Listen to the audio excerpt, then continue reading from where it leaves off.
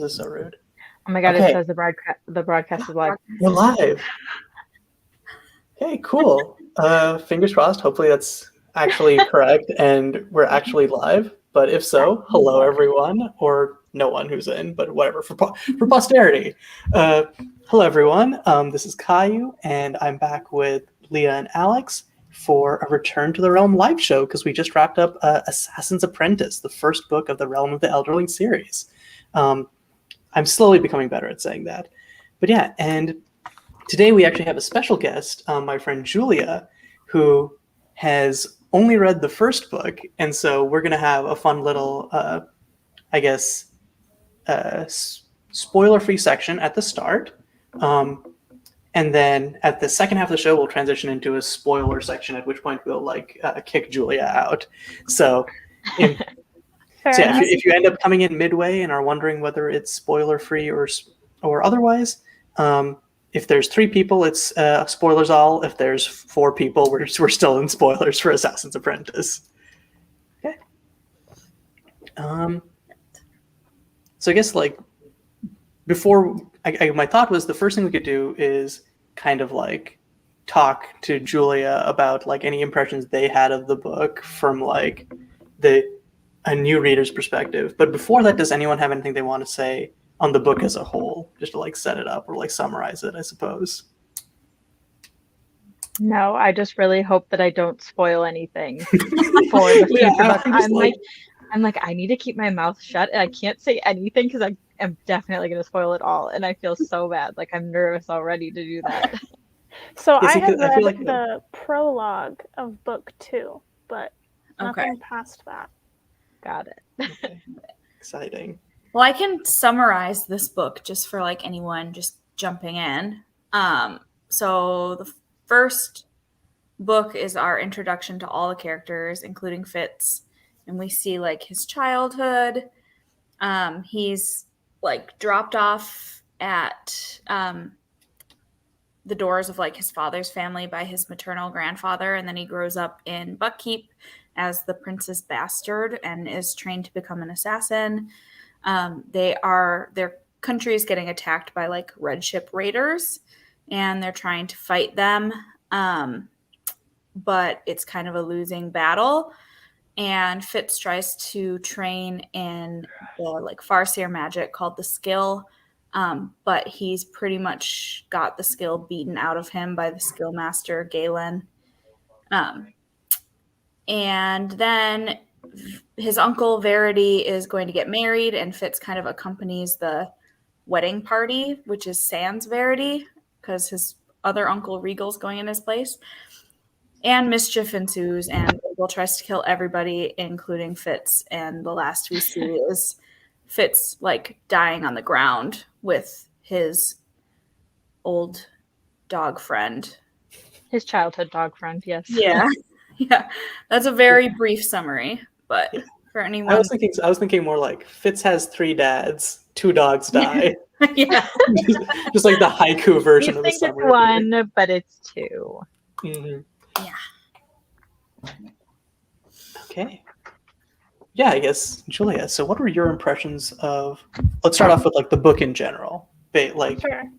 Lots of exposition in this first book, because I don't know anyone yet. And I kept expecting it to ramp up, and it kept not ramping up. Different things started happening, but it felt like instead of being part of one whole huge storyline, it was here's some exposition, here's a little mini quest, and they're going to go off and you get exposition about that. And then he comes back to Buckkeep, and he usually goes through some emotional turmoil, and then he goes on another little mini quest. And it seems like a series of little vignettes throughout his life, instead of we are ramping up to a big climactic conclusion. And Caillou has led me to believe that further in the series there will be more of kind of a singular streamlined story, probably dealing with those red ship raiders. So I am excited to learn more about that. I felt especially at the beginning, I was having a hard time connecting to Fitz, because it didn't seem like he had a lot of his own opinions. He was going to do whatever he was told to do. He was going to believe whatever he was told to believe. He seemed pretty aimless. He seemed like he just wanted to form connections with people. And I guess that's something I understand. But it felt like he had such a powerful position as the prince's bastard. And he did not use that at all. And so I thought that was a little odd that he was like, nobody look at me. I just want to live my own life. And he was incredibly impressionable. And slowly over time, I started to care a little bit more about him, only because other people cared about him, not because he made me care about him, if that makes sense. It's very hard not to spoil things and respond. Well, I think the first thing is with like Hobb's trilogies, they're always, each book in the trilogy is just a piece, like a part of the whole. Like I feel like the trilogy makes it the whole, and like you get half or like a third of the story in each trilogy. Yeah, it really feels each, like book in the trilogy. Yeah, it kind of feels like they were split up into books for publishing convenience's sake at times. Mm-hmm. Yeah. Mm-hmm. Also, I think it was actually like an episode of Buckkeep Radio where they make this comparison, but they were comparing her books to video games. Like it reads the way a video game, and that it's like, okay, you're going back to the home base on the map, and then you have like a side quest to do all while you're working towards the main quest. And I think that's a good comparison for Sure. Yeah, I would agree. Also, like how at the start, the protagonist is someone that like the player like is supposed to like impress themselves onto. Like at the start, Fitz feels like a very like Link from Legend of Zelda type thing, where he's just like, yeah, I'm here, I'm doing stuff. Like, but yeah, I definitely agree that like Fitz's main thing is leave me alone. I want to do my own thing. Right. I think it can definitely be sometimes frustrating when he's like refusing responsibility. But yeah, that's definitely, I think that's interesting because like you said, he's very like go with the flow in lots of other places of his life. But as like we see his character develop, it's more like that feeling of like, I want to do my own thing. Please leave me alone is like one of those character traits that blossoms into his own, I guess, is how I'd put it. Sure. And I think I had no expectations coming into the book series. I read it on Caillou's recommendation and really had no idea. And so I think I did expect him to be more of a stereotypical protagonist where he is strong-willed and strongly moraled, and he was not either of those things. And I even complained to you, Caillou, about how I'm like, how am I supposed to follow this like impressionable 14-year-old boy who doesn't have any of his own opinions? And I think I got over that, but originally it was a little unintuitive to me that the book series would start that way. Yeah, I think it's one of the things also with like the first chapter starting out how it does with Fitz being incredibly emo. It's like we were all like, because we know like not only what Fitz has gone through over the course of this book, but obviously like his life as the series continues. So we were like, oh my God, Fitz, so sad. But then like I remember the first time I was reading this, like, what this is so dramatic. Like, for why? And I think like I definitely saw that like same experience reflected in how you were like talking to me, like, what the fuck is this guy talking about? Right. Mm-hmm.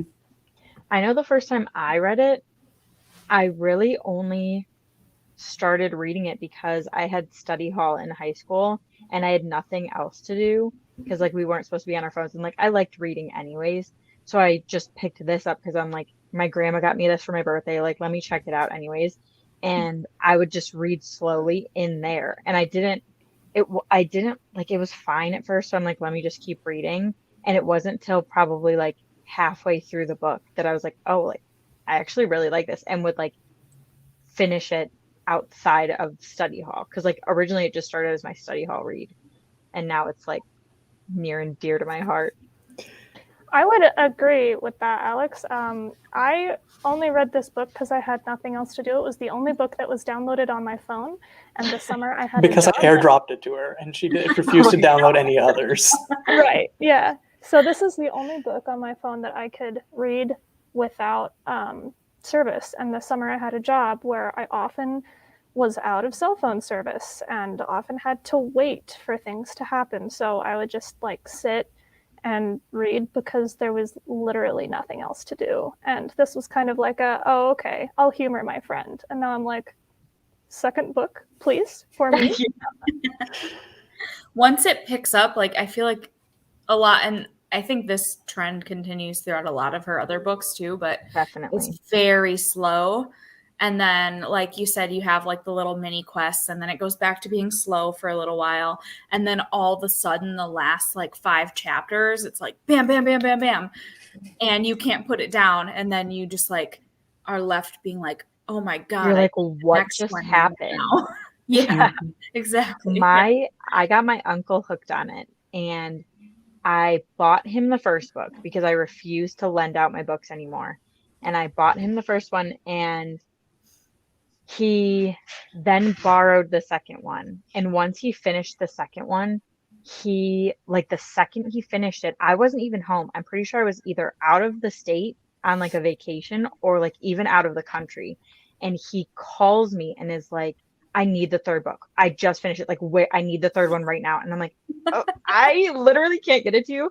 Luckily, my mom was home, and he like stormed my freaking bedroom to go get the book to finish it because it was that crazy for him. Mm-hmm. The end of that second book it's hard not to jump right into the third.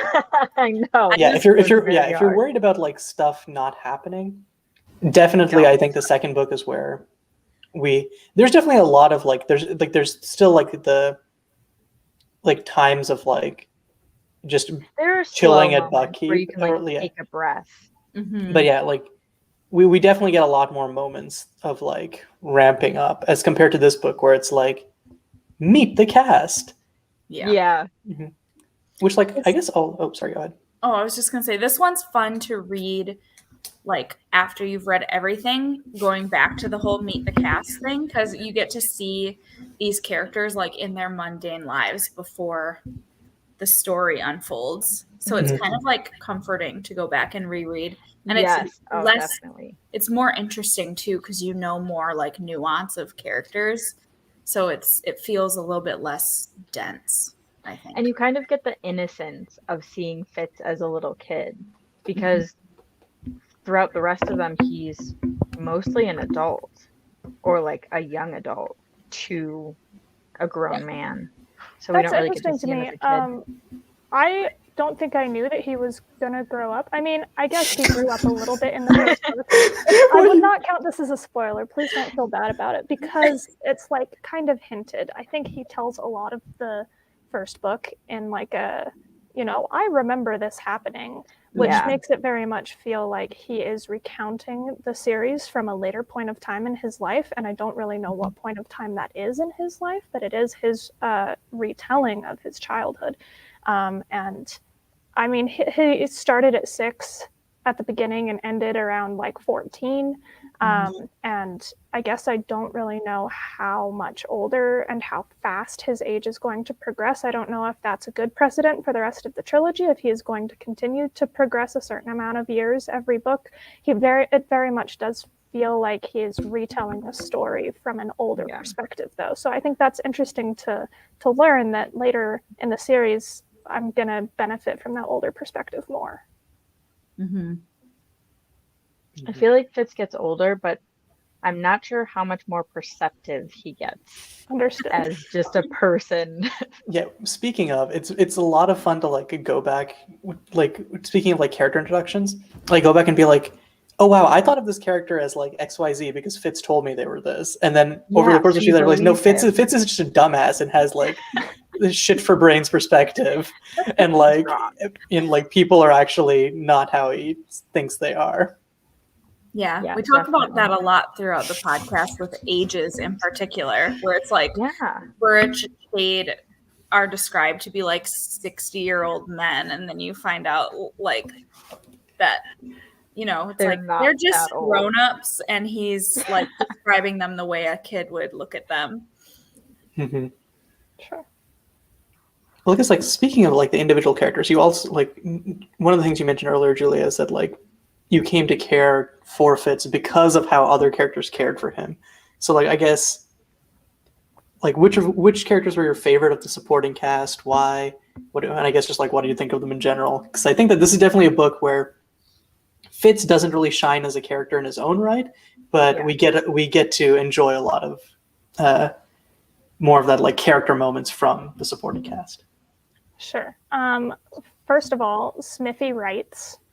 That was traumatic to read.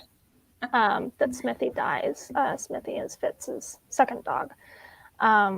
So gotta love Smithy. I mean, I think that the wit, like the connection that he has with animals, is really, well, and his status as a bastard, are the two things that really separate him out from the rest of this world. Nobody else in this world is a bastard, and nobody else in this world has the wit. And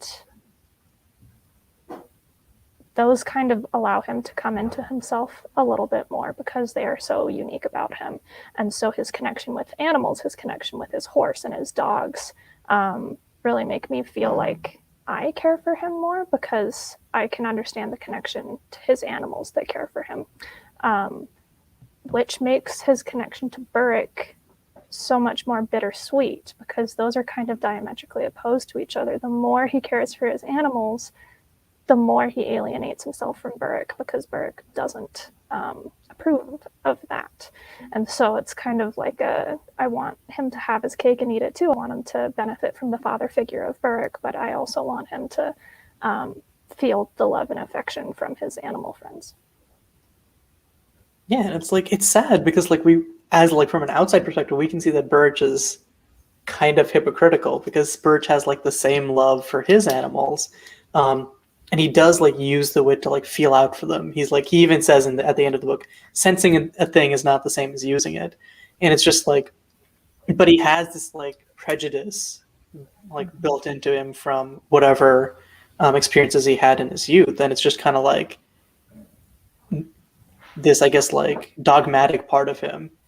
And it's frustrating because like it's no amount of logic will make him overcome it. But we're just like, oh, just love Fitz. You obviously do. Just like. Right. Mm-hmm. Well, and that's kind of overcome by the earring that like was Chivalry's and pledges Fitz to Burrick. I don't know if I'm pronouncing his name right. I'm pronouncing it Burrick. I don't know that any of us officially know. Do we? I think we all just do it however, yeah. I call it Burrick, but Burrick is also completely acceptable. Okay. Yeah, I've heard a lot of people call him that. But he definitely wanted distance from Fitz because of the wit. And once Patience gives him the earring, and he's like, "Oh, like that earring is where my loyalty lies," which like kind of melodramatic Burrick, but fine. He's such a drama queen. He is. And then that kind of connects him to Fitz and kind of like, I feel like his loyalty to Chivalry overcomes his disgust for the wit. And so we're kind of hurdling that there. Mm-hmm. I wonder if Burrich had given Fitz more affection and like attention and care, if he would have still had such a strong bond with Nosy or Smithy, or if he wouldn't have, if it would have been more like just reaching out to kind of communicate with them, not to have a bond of like love and affection, because he had already like, I wonder if Burrich could have fulfilled that need for him. I think the thing is like, even if Burrich had reached out, Fitz is kind of dumb in that like, I think he doesn't he doesn't like, with the wit, he gets to directly feel the affection that like the animal has for him. Yeah. But like when it comes to people, like Patience, like, okay, Patience is actually really bad at expressing it. That's maybe a bad example. But I feel like there are like a lot of people in Fitz's life who display like affection and care for him. And Fitz is like, I feel alone. So you can't actually care for me because I feel alone. And it's just like, Lacey tells him that Patience is fond of him. Like straight up tells him, and the Fool pretty much tells him to, and he's still like, I'm gonna hold her at arm's length because I can't handle anything beyond that. Mm-hmm. Can we talk about the Fool for a second? Oh, of course. I like how we all perked So up. much. Like, We're like, for sure. Yes. Like, what the hell? I like that. What did you think about the baby in his room? What am I supposed to think about the baby in his room? Whatever. Honestly, none of us have any clue. And also, I'm assuming that the whole fat suffices, like, gibberish is going to be revealed to me what that means in a later book. Actually, should we tell? This is something that's supposed to be like, I'm going to be real. I didn't realize that that's what that was referring to the first time. It's kind of a shit prophecy. It's in the chapter heading, you guys. That suffices. It's in a chapter heading. I didn't get it the first time I read it either. Mm-hmm. But it's chapter 9. Yeah. It's the part where he puts fat down the dog's throat to get the fishbone out of it. Yeah. When he's at Neat Bay and he's like talking to and he meets Lady Grace in the kitchen. And he's saving the dog of the little like, princess woman. Fitz fixes Beast's suffice. Which is this is some fucking bullshit that like I don't care to remember. Yeah, suffice. I don't even know how she came up with that. No. Like, I swear to God, she was just coming up with random ass tongue twisters and was like, wow, this one kind of slaps. I should find a place to use this. She's like, I should write something that like makes this make sense. I mean, I don't think that prophecy helped Fitz at all. It wasn't like Fitz was in the kitchen being like, well, the Fool told me that Fitz. Like, he just knows how to deal with dogs and figured that out on his own. That wasn't actually helpful. I don't think there's much that anyone could tell Fitz that would be all that helpful. That's fair. Yeah, because you remember that there was one part where like, like lots of parts where like tells him don't eat stuff because you're gonna get poisoned, and Fitz is like, that's not even like a riddle. Like that's the Fool being the most direct. He's like, here's an emetic. You're gonna get poisoned. Use this to throw up. And Fitz is just a dumbass and gets poisoned anyways. And there's also like the other part in the book where like. Fitz is like talking to Burge or Chade or something. He's talking to Chade and he's like, yeah, there was that one time when we were going to go hunting and the Fool told me to be careful. I almost got hit by a boar on that one. Kind of wild, right? And it's just like, but yeah, I think lots of it is more like the Fool feels compelled to tell Fitz these things, but it just kind of it just happens in one ear and out the other for Fitz. Yeah. Mm-hmm. He's like, my friend is telling me something. Thank you, friend. Yeah, it's not so much. I feel like the vibe is not so much like Fitz needs to hear this because it will inform his actions, but it's like the Fool is like, I need to tell you this just so I can feel like I'm doing my duty. Like, yeah, if you die, it's not my fault because I did what I needed to. I said what I had to say. But also, I'm interested as to why the Fool even cares for Fitz very much at all. Like, the Fool is supposed to be this genderless, mysterious being. Why does he care about Fitz? Did he have a connection to chivalry? He's like the king's man. So I don't think I'm entirely clear on exactly why the Fool took a liking to Fitz, but he definitely did. Even beyond his weird, vague prophecies, he helped take care of Smithy while he went off to skill training. And like, he's been very, very kind to him, kind of seemingly for no reason, but nobody really knows why the Fool does what the Fool does. That was one thing that I wish was a little bit more expounded on in this book, is it goes from them being like acquaintances, like as kids, he knows them both thinking each other are idiots. Are dumb. Yeah, they're like acquaintances that thinks the other one is a moron, and then all of a sudden he's like describing the Fool as his friend, and they're like friends. And there's no like transitional period there. We don't get to see it, and I kind of wish that we did. Yeah, I do too. Yeah, I think that Robin's Hobb choice of like what to show rather than to tell is kind of scrambled. Like, she gets better with it, but in the first book, it's really like hurting. It definitely feels like she has like this huge story she wants to tell, and this is like the exposition, and she's trying so hard to like get it to fit in like one book, and so she chose corners to cut, but maybe not the right ones. Yeah. It's also a lot of it is what Fitz thinks is relevant. And I could see him just not thinking that was relevant, just being like, of course we're friends. Or like, even when I think about like, I'll remember meeting my friend and then I'll remember us being friends. I never like remember. Oh yeah, you don't think about it just randomly like, yeah. Remember when I started becoming friends with this guy? Yeah, it's like, that was nice. My friend. Yeah. Yep. Something I thought about while I was reading that I actually texted Caillou about was the significance of names. Like many times in chapter headings, it will talk about names, how people are named, especially in the royal family, for virtues that they want them to have, or kind of like they think that by naming this person, this thing, they will become that thing. And then Fitz has a name that literally means son. Like Fitz just means son.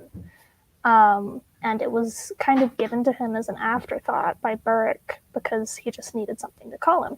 And so in a setting where names are supposed to give so much power and Fitz doesn't really even have one, his name is kind of treated so flippantly, like he's just called son, or Patience gives him a name that, like, honestly, I don't even remember because it just didn't matter. Yeah, it was Tom, but yeah. Great. But like so. Yeah, but like so, exactly. Right. It is such a plain name. Mm-hmm. Yep. Yeah, I think it describes his, like, it's reflective of his vision of himself and the way the rest of the society sees him.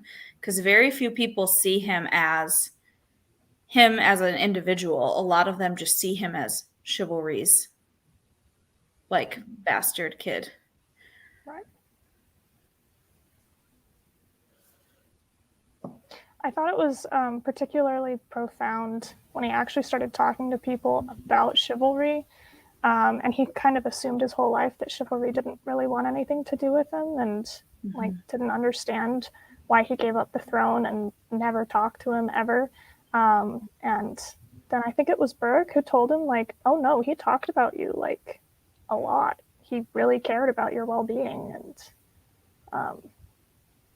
I think that was kind of a revelation of, no, he had a parent that cared for him. Or at least we're supposed to believe that he did. Rurisk, I remember, says, like, I was with your dad when he found out about you, and we talked a bunch about what to do. And yeah, he always just thinks that he was like a easy write-off, but he wasn't. Which, to be fair, it's like, I can understand, like, not working through that as a kid, because, like, the impression that, like, Chivalry wanted to give the rest of the kingdom was that, right? That it's like, oh yeah, I don't really care about this kid. But, like, and I guess, like, I get that trauma, but it's also, like, Fitz is so bad at just, like, asking questions. Because every time he, like, makes an effort to reach out and seek information, it, like, completely changes his worldview. And it's like, at this point, would you not do this more, perhaps? Well, I think the adults in his life are failing him also, because none of them say, like, someone should sit him down and be like, you just got abandoned by both of your parents. Like, please understand. That must be hard. Yeah, that you are loved. Yeah, and Burke did that in such a rough way. Yeah, he's like, go take care of horses. Yeah. Yeah, I feel like Lacey is the one functioning adult in this entire, like, oh yes, like everyone else is like, not bad. Huh?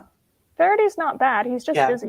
Yeah, I think if he, if he didn't have to, like, protect the whole kingdom all the time, I think he would have been a great father figure for Fitz.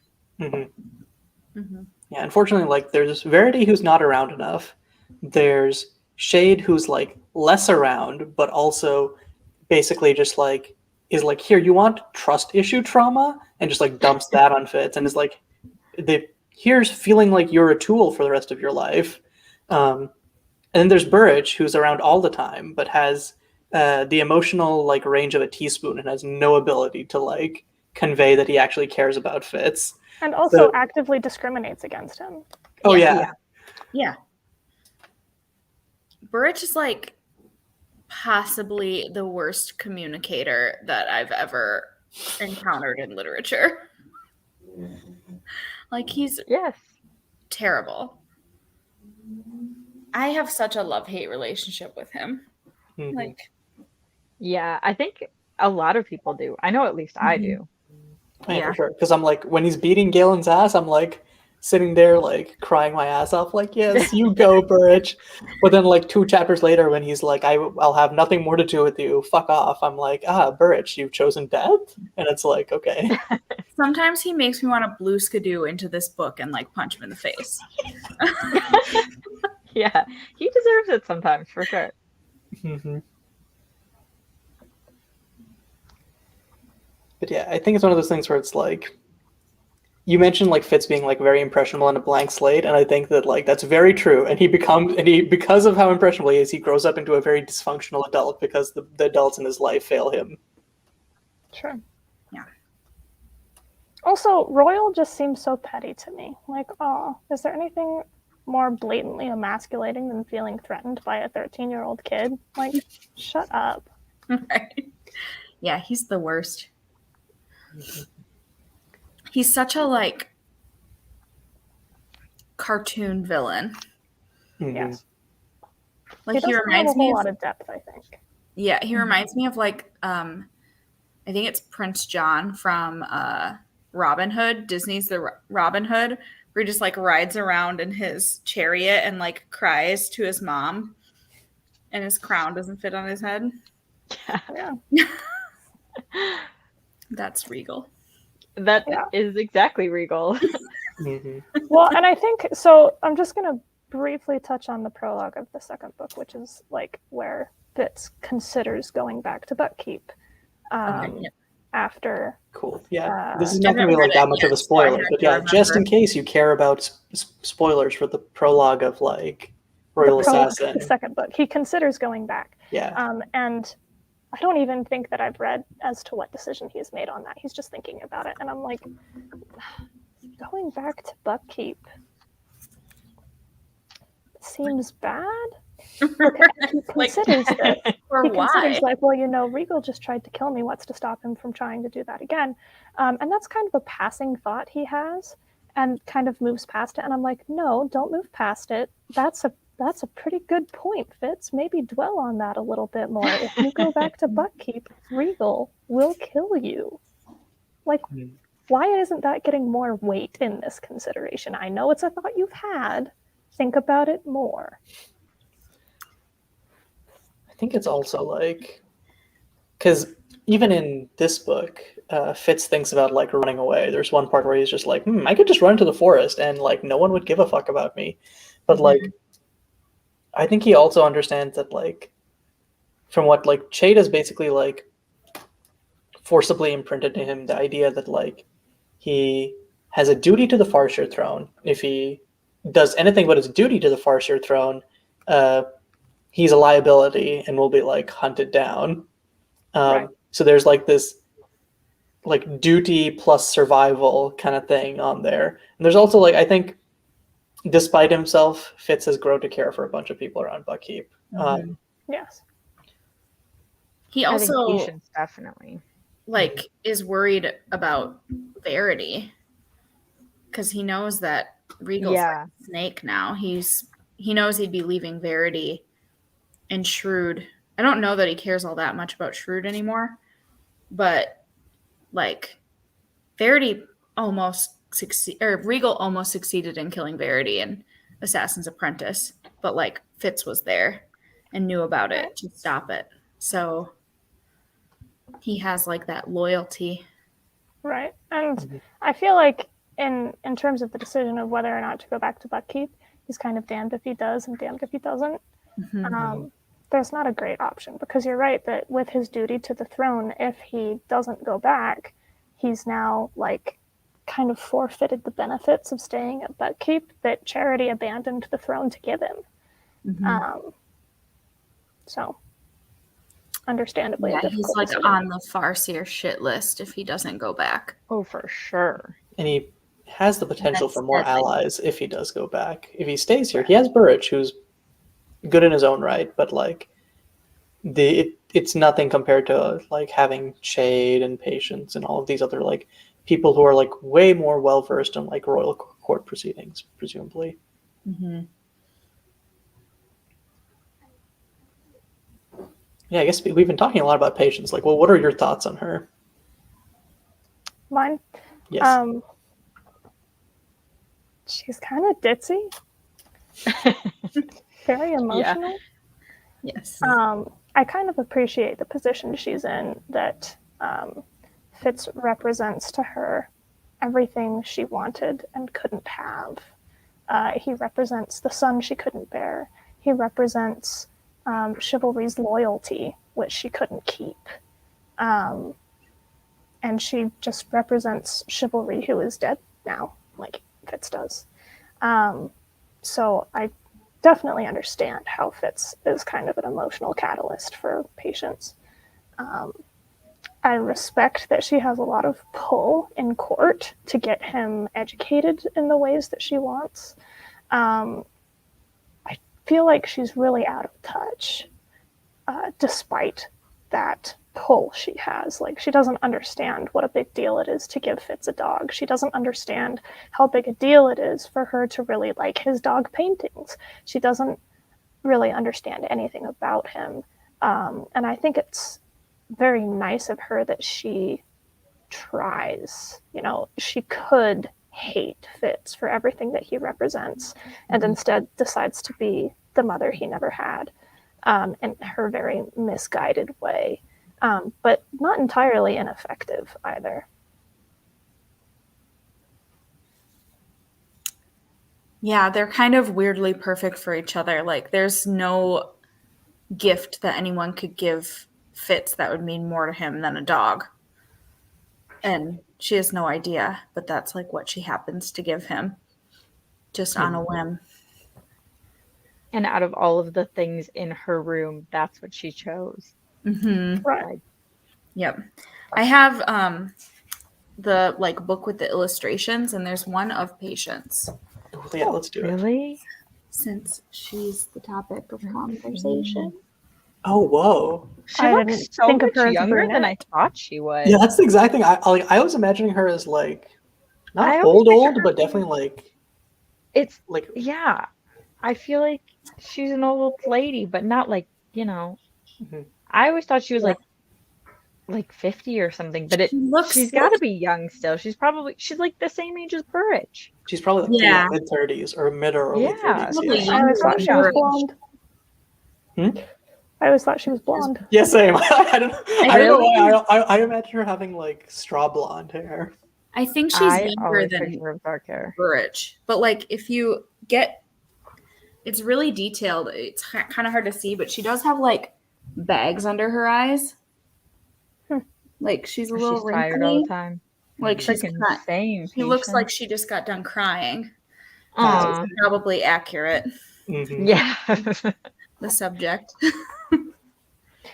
Speaking of adults in his life, I think in addition to Lacey and I guess Verity, Fedrin, I really like him. Oh, yeah. We don't see very much of him, but I think that he represents like normalcy and stability, and for him to say, hey, Fitz, you don't suck, you're not dumb, you're actually quite skilled, I would be honored to take you on as an apprentice. And it's a very normal thing to write letters, and it's a respected sort of trade. It would include traveling a lot, which Fitz wants to do.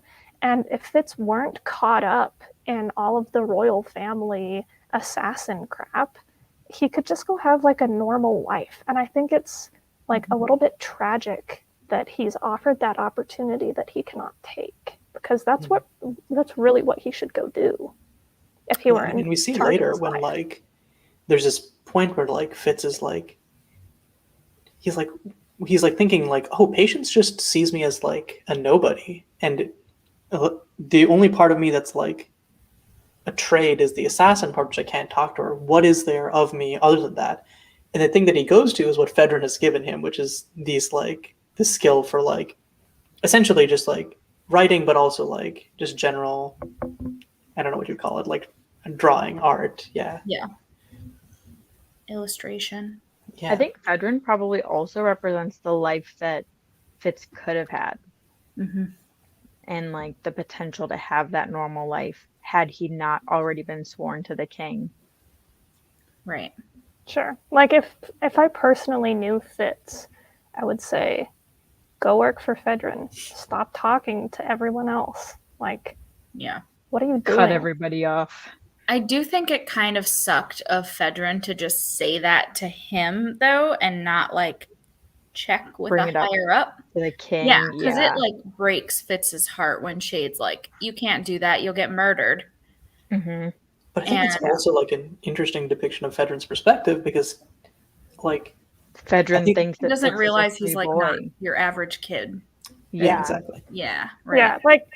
And that's part of what makes it so tragic is that Fedrin assumes that Fitz has a choice in his life. Mm-hmm. And Fitz does not. And Fedrin doesn't know that.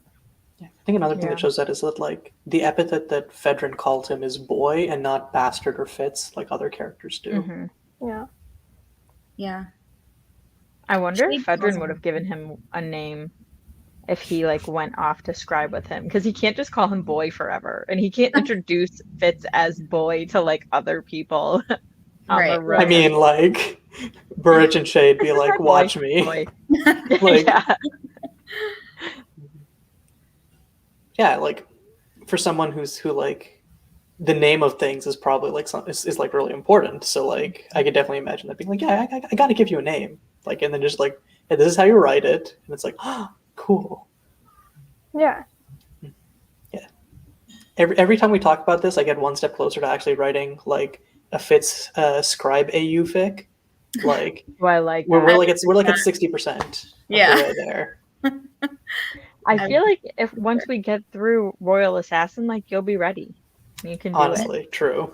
Well, and I think it'd be funny if you were, you know, writing a book or something Fitz was, and someone would be like, wow, your depiction of murder is really accurate in this book. How do you know about that? And he's like, I just thought about it. You know, like he has all of this knowledge that he shouldn't really have. No one knows where he got it from. Mm-hmm. Oh yeah, speaking of which, I thought it was fucking hilarious how he's writing down all of like these inner workings of the royal family or whatever. And the one thing that he's afraid to talk about or like to put to paper is the fucking man ceremony. Like that's a line too far. I think it's kind of cute though, because he's trying to keep like one special little thing just for himself and like inside. So like no one can accidentally read it, or like no one can just stumble upon it where he's writing. It's like special to him. The man ceremony? Oh, it's yeah, like, I do remember. Yeah, that, yeah, it's in like one intro where he gets his like he gets an actual his name. Man name. That means, I do what does it remember mean? his real name. Changer the Catalyst. Yeah. Okay. Yes, I do remember that. Yeah. But it was very brief. It was, yeah. Oh, yeah. I forgot about it. This was my third read, and this was the time I actually like committed it. To yeah. I was like, oh yeah, I completely that happened. every other time. Yeah. That was me with like all of the clues that Galen is like Regal's half brother. I didn't pay that much attention to those. Where I was just like, wow, they just like dropped that bombshell about Galen being Regal's half brother at the very end. And then this time through, I was like, oh, there's like every chapter they mention Galen, there's like some hint about it. And how did I not pick up on this? Shade tries so hard to lead Fitz to the conclusion. He tries so hard to lead us to it too, and we're like, without actually saying it. Like. Right. Sure, and also like learning not only that he was Regal's half brother, but that he was a bastard too, makes you think that like every time Galen takes something out on Fitz, he's taking it out on himself, which is like cool motive, still abuse. Yes. I feel like that could just be you could like slap that sticker on so many things in this series. Cool motive, still abuse. Still abuse. Yeah. Yeah.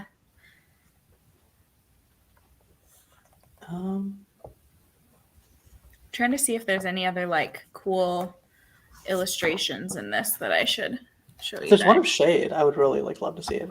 Also, Yes. that reminds me, I think that's like the last major character we haven't had like a specific discussion on, or like of what Yeah. you think of them. So there's two technically of Shade. Does he look like an old man? He does. So this is the first one. You can't really see him, but that's like little. Oh, that's his room. Yeah, and then Shade is in the chair. Oh, I love it's that. a tiny chair. Yeah. Or it's a big room. I didn't imagine the room to be this big. I thought it would have like a low ceiling or something. Yeah. Oh, I always imagined it like pretty big like that. But I also imagined it like the homey side to be like really, really cozy and like pillows everywhere. There's like really bright scrolls on the ground and like books scattered all over the place. Seems like Shade. And then this one is after they like pull the trust exercise on Fitz, when Shade is finally like, okay, this is over, and Fitz is like sobbing in his arms. That's this one. Oh my god, that makes me sad. Okay, he doesn't look that old. He looks old and not pocked. What is right? going on That was here? going to be my. Yeah. He does not look. Can you pocked. see any in there? Is it just? Yeah, there. I'm sorry. This is like. It's just lost through the camera. I think it is. There's pocks like on his nose and his cheeks, and like on his forehead. I like his beard. Yeah, they're really small. And he looks old, but old in the way that like someone would look old with just because they have gray hair. Yeah, he doesn't look decrepit. Probably like 40 or something. Yeah, like 40 or 50, but with gray hair. I love his beard. I never pictured him with a beard. If any facial hair, I always thought he would like have like a silly little mustache. Or, like, yeah. I like him having a little beard. I didn't picture him with a beard. Oh, here's for Alex the Fool. Oh my god. I love that. I wish he was in his black and white motley though. Yeah. Oh, true. Beautiful. Yeah. I saw something. Keep talking because I'm going to look up something and I'll show you guys. I think that the trust exercise is kind of a turning point in the book, because when Fitz goes and takes the king's knife and slams it into Shade's mantelpiece, that was like the first time that he had an opinion in the book. Yes. It was the first time he had like a feeling other than just like general youth edginess. He was like, don't mess with me after this. Like, I will do what you want me to do, but like, don't pretend. Don't lie to me. Like, I'm not just a pawn anymore. I have a feeling about this. And that's like the first time in the book he has a feeling. And I thought that was profound. I love that part. Okay. And that image of the knife in the mantelpiece comes back both in this book and like later on as like the symbol with like different meanings. In this book, it ends up being like, it represents that he has this loyalty to Shrewd, like with like the end of the trust exercise being like, don't question my loyalty to Shrewd. Like it's there above all else, and that like I forget where it comes back up, but like it comes back up in that like context. But yeah. So I was scrolling on Instagram today and I saw this and I'm like, this looks like. I scrolled through and I'm like, this is kind of weird. This like. I'm just going to show you guys and then I'll tell you. So I saw this from Del Rey. Which way? Okay. And I'm like, what the heck? Like, it looks like kind of a modern The Fool. And then like a girl version of Fitz. Yeah, it does. Mm-hmm. Is that what it's supposed to be or no? Like a gender swapped Fitz and then the Fool. Right. That does very much. Okay, that one's way too buff to be the fucking quick-ass Fool. But like...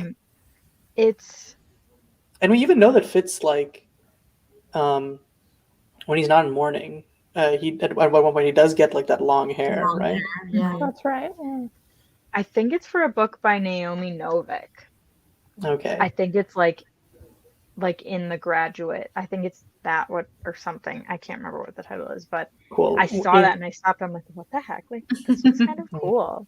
in like 2031 when we finally finish the series and we need more of a fix of Fitz and the Fool, we'll just go and read that. Yeah, I mean, it seems like it's set up for us. Something about like Fitz's relationship to the men in the book, specifically Chade and Galen. I definitely related to his like, I found this adult, I want them to think that I'm cool. Like they can give me a skill that will make me cool, and then I won't be such a loser. And Chade and Galen are both kind of like the opposite of that coin. But I think it's kind of cool to watch his transition from very early on just idolizing Chade to later on being like, I don't think he sees Chade as an equal, but he definitely starts making it understood that his opinion needs to be respected, and it's less that he is an idol and more that he is a partner and a friend and a mentor, than just someone that he blindly loves because it means that he has purpose. Like as he gains kind of some self-esteem, he can start seeing Chade in a more equal way, whereas Galen never allowed himself to be seen in that equal way. He was only ever just a bully, which really did some damage to his psyche. Yeah. Speaking of Galen, here's one of Galen. No, don't show. Wait, what? No Wait, way. why is he hot? No, Galen's in the background. The hot one is Fitz. Oh, Why wait. does Fitz look so old? I know. What is Yeah, going why on? is So Fitz Galen's the one in the back. Galen's the one with the whip, like right. Is that Okay, Serene okay. in the background? Even past them? It's like some blonde chick. It's probably Serene. Probably Yeah. Serene. Yeah. See, Wow. in that picture, Fitz and Galen look like they could be brothers. Yeah. I mean, they're both Galen- farcier both bastards. Yeah. Yeah. I feel like Fitz should look younger and shorter than that, right? Yeah. Even though, like, I guess Yeah. he I mean, does say he's something along the 13. lines of, like, You he's see a little as bit of tall or like taller than Patience. babyish in the face, but he does look too. This looks like a His 17-year-old. body looks like, But he yeah, should he looks be like a grown boy. Yeah, he should be like 13. Mm-hmm. I agree. Yeah, because we know that he gets like real muscled up at But like then- one point because like, but this is supposed to be him at like a physical low because he's like being Yeah, deprived. because he's depriving himself of everything. But then So in he the should not be last muscly. illustration, he's like shirtless with nosy, and that one he definitely looks like a young kid. Yeah, wait, So actually, he's we should show reversed? that. Just like this horrible, really sad thing of him. That Just, one, yeah, That there one we I go. think is Like, that correct. doesn't Like look that one like a seems more grown-up. correct for his age. Yeah. right? Yeah. I agree. And this is like the Oh, last one in the amazing. book. Mm-hmm. Rest in That peace, makes my Nosy. heart sad. I know.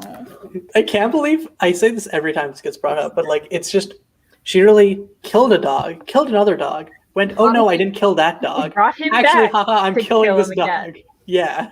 So freaking rude and sad. She really went like, I want to have 3 dog murders She's in like, this book, but I "Fitz only needs have to 2 be dogs. alone." Mhm. Poor guy. He loses all his dog buddies. Mhm. And I think like it's also interesting because we see like he also like Rurisk. There's like a vibe of like he definitely like had some sort of like if not the wit like a wit sense, and then it's sad because like Rurisk dying means that like one of the few people who might have been like have an understanding of what Fitz is going through with the wit is just like and also been able to like talk to him about his father and stuff just instantly dies, and it's like, well, there goes that potential route for me to learn anything ever. Okay, this is the last one, I swear, but there's a Rurisk one too. Oh damn, Really? I'm interested. Yeah, I want to see. Does he actually have the He-Man cut? Oh no, he doesn't. and I'm Okay. disappointed about it. Oh, there's the wine. It's the wine. Wow. Ooh. He doesn't have his He-Man haircut, but The I person don't know why, who but I made these always imagined illustrations- Rurisk wearing like a small iron circlet type thing. I don't know where that came Oh, I from, but I like just that. realized. I feel like the person who made these illustrations was just like, Didn't read the books. Arnie?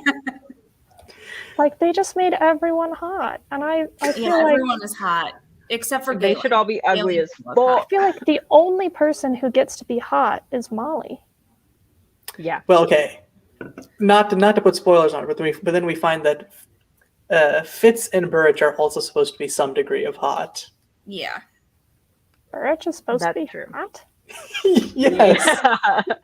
Birch is hot. Yeah, Birch is hot. Birch is supposed to be hot. I Fitz feel just like doesn't know. I'm Yeah, allowed. Fitz is allowed to be fine looking. I don't think that Fitz should be ugly. I feel like he should be. Okay, Fitz can be a little bit hot because it said that Chivalry was supposed to be really hot, and he is the spitting image of Chivalry. But also, he's 14, and so I'm okay with Fitz being hot when he's like my age, when he's 23. But when he's 13, I don't think he gets to be. He's got to be gangly and awkward like a regular teenager. He looks too old and needs. Yeah, for sure. Definitely. Maybe even the opposite problem, where they read too much of the books and they only have older Fitzes in mind. I listened to like a live show with Robin, Hobb, and like the author and some other people, and she said like she'd read the series and then she got like this commission or whatever, and she started like listening to them on audiobook as she was doing the artwork, so she knew like the whole thing. And that could have colored. Did Robin have any like say in it? Because wouldn't she have made Fitz darker? She would have made everyone darker, I think. I get the impression that Robin Hobb is like really nice and doesn't want to like tell people if they're wrong. She's like, your interpretation is cool, babe. She said she goes through it all, and she was like, I didn't have like an adverse reaction or like I didn't look at any of the things and say, hey, wait, no, they don't look like that. She was like, I liked your interpretation. And then but the artist was also like, what do you want me to draw? And Robin was like, what you want to draw from the books. Oh, God. And she was like, She sounds like Fitz. Yeah, so I think, I don't know, I get the impression that like if I didn't know she wasn't from the Midwest, I would think she was from the Midwest. Yeah, I could see that. I feel like I had a very opposite experience reading the book because I was reading it on my phone as a PDF, and it had like actually a lot of typos. Really? So I didn't get the illustrations, and I didn't even get like. Oh no, the illustrations are like there's a special edition with illustrations. Okay. So. Mine's like a 25th anniversary, but got it. I was like, so for my job, I worked up on a mountain, which is why I didn't have cell service. And I like sat in a little cave and I read the book off my iPhone SE. I have like the little iPhone. Oh my gosh. So I read the book off this little screen, literally in a cave in a mountain. With a bunch of typos. Like, little with spelling errors and punctuation issues. And that was how I experienced the book. Yeah. That would take me out of it, I think. I feel like Fitz would be proud though, reading a book in a cave, like up on a mountain. Yeah. He'd be like, "This is ideal." That would be Fitz on brand, for sure.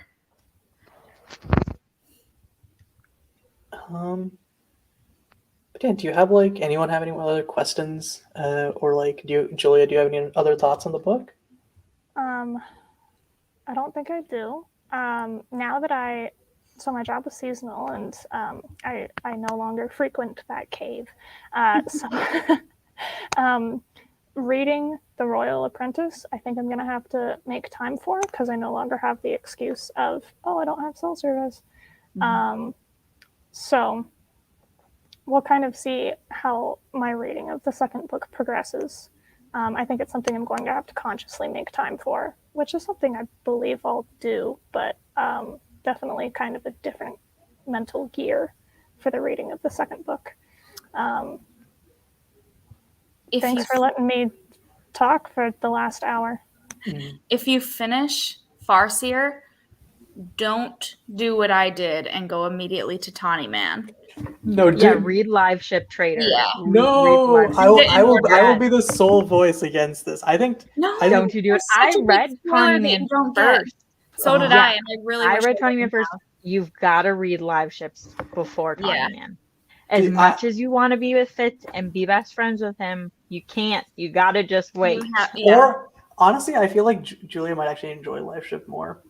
Honestly, LiveShip was like, I think it's my favorite trilogy. LiveShip is really get good. into than the Fitz books, because Fitz just takes such a long time to say stuff sometimes. Yeah, he does. LiveShips is a little bit He's more very like wordy. So just so that I understand, LiveShips is a second trilogy without Fitz in it that will then set up Tawny Man, which is another in the trilogy same world. which is a Fitz trilogy. Yes. Yeah. So there's three Fitz trilogies, one not Fitz trilogy, and one 4-book cycle. What is it, like a quartet adventure? Yeah. So that one's I think not it's the Rainwild Chronicles. But so like chronologically, LiveShip takes place in between this one, which is Farseer, and then Tawny Man. But it takes place in a different part of the world. I think you should read it chronologically. Yes. Mm-hmm. If you go to like really Robbie Hobb's website, she has like a chart. I think she recommends. Yeah, that shows you the order you should read them in. But a lot of I will say, it depends, because I think that for me, what was really good about it was I was really disappointed by the end of Assassin's Quest. And so I was like, what the fuck? This doesn't feel like a real ending. And then I jumped into whatever the first book of Tawny Man is, I'm blanking, Fool's Errand. And then I was like, oh yes, because it's like so fast paced and it feels like it really just picks up in a way that like actually gives me this feeling of like, oh, the story isn't over. We're getting back into it. All of my questions will be answered. So I don't know. But also, I guess you can alleviate that feeling of like, wow, this ending was disappointing if you get that by just like reading LiveShip and then having new characters and having fun with that. So were they published chronologically? I don't know. I think so. I think that she did it. She wrote them in the way that you're supposed to read them. Yeah, I think a lot of people don't realize that it's actually part of like the same world. Like I thought the books just were Fitz's life. So I went right from Farseer to Tawny Man. Right. But there's this like, it takes place in an entirely different part of this universe and it's all different characters, but it still ties into the greater story. So there's a lot there of are mentions of like Buckkeep and the Six Duchies in LiveShip. Mentions. They're like, wow, that fucking the backwater place that doesn't have glass in their windows. Yeah. That's my only word of advice about this series is like, I really wish I would have read it in the correct order. I just didn't know. Like I didn't know anyone that read this. We're going to do it right in this podcast. We're going to do it right. We're going to do it right. We're not going to skip LiveShips. But my advice is skip LiveShips. Really. Don't do it. You can come back to it. It's fine. But yeah. Okay, wait. So before we kick Julia off, I guess like last thing would be, do you have any predictions or like, I guess predictions for like stuff that's going to happen in Royal Assassin or further on in the series that you want to like throw at us? And everyone prepare your best poker faces. I will try to like not make a facial expression. I just need to stay hiding. Yeah. I always suspected that he was going to get a real name. I expected Fitz to be a placeholder. And so I feel like at this point, maybe I don't expect that anymore. But there was definitely a time that I did. And I feel like if he ends up getting another name, I probably wouldn't be sad about that. But it's got to be like a real name, not like Tom. Just because it feels anticlimactic for names to be so important and his name to suck. But also like very on brand because Fitz's entire life is just, wow, sucks to suck. That's true. So Caillou has told me a couple of things from which I will extrapolate. So I kind of complained that not a lot was done with the Red Ship Raiders in book 1. And he told me that throughout the rest of the trilogy, that issue would continue to be addressed. So I expect more Red Ship Raider confrontations. I expect to learn a little bit more about how people are forged and maybe if people could become unforged. That doesn't seem likely, but maybe they'll figure that out.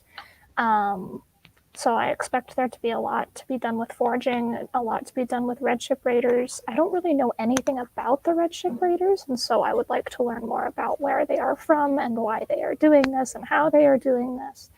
And it seems like he's not going to go back to Buckkeep. It seems like he's going to go and take it upon himself to, he's going to interpret loyalty to the throne as, nice smile, Leah, as like helping Verity with his problem. And maybe he can best do that in the field and go and try and hunt down the red ship people and help fix that. I don't think we've seen the last of Molly. I know that it's kind of said that she's